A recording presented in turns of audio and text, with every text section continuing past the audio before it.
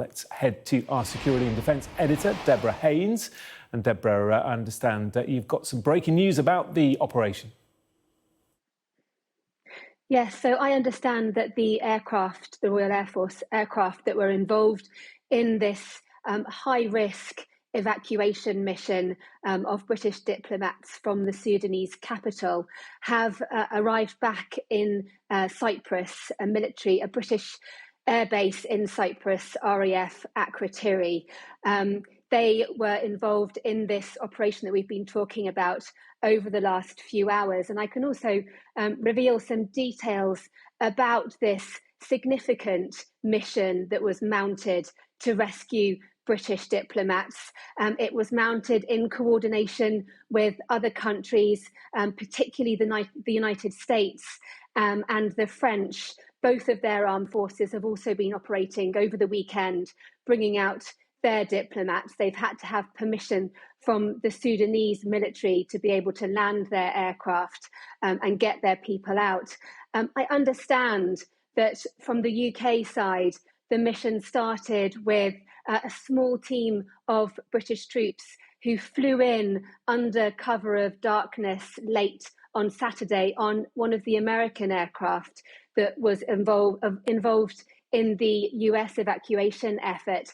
And then that team sort of peeled off and went towards the compound in Khartoum where the area of the city where the British embassy is located, and this small number of British diplomats as well as their families, making sure that they were assembled together and then working out how best to get them out.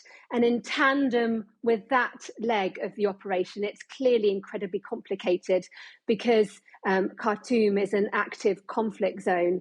You had these two British military aircraft that had taken off from Cyprus, from RAF Akrotiri. I understand it was a C-130 transport plane and an A400M Airbus transport plane. These two aircraft landed in an airfield just north of the capital with permission from the Sudanese military to land. The French had also been using that airfield. They landed there around early hours of the morning, around 1 o'clock UK time, give or take. And then the decision had to be taken about how to get this team of British diplomats that needed to be evacuated to this airfield. Complicating matters is the fact that the British embassy, the area where it is, it's kind of almost in the middle of the two warring factions, these rival generals that have turned Khartoum into a war zone over the last week and a half. It was decided that it's about 30 kilometres in terms of the route, and there are many checkpoints. And of course, you can imagine a lot of military planning went on for the different kinds of contingencies. I understand that there was additional forces that could have been deployed in if there was active fighting going on. And in that sort of scenario, the British would have had to really kind of fight their way to this team and enable them to evacuate. In the event, though, the British team decided it was okay to be able to move them to this airfield. I understand a unit that had flown in with the two British aircraft also kind of drove out to meet them.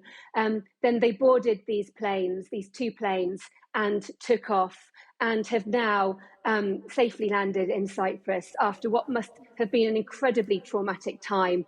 But of course, as you said, many British nationals still in Khartoum, still wondering what will happen to them.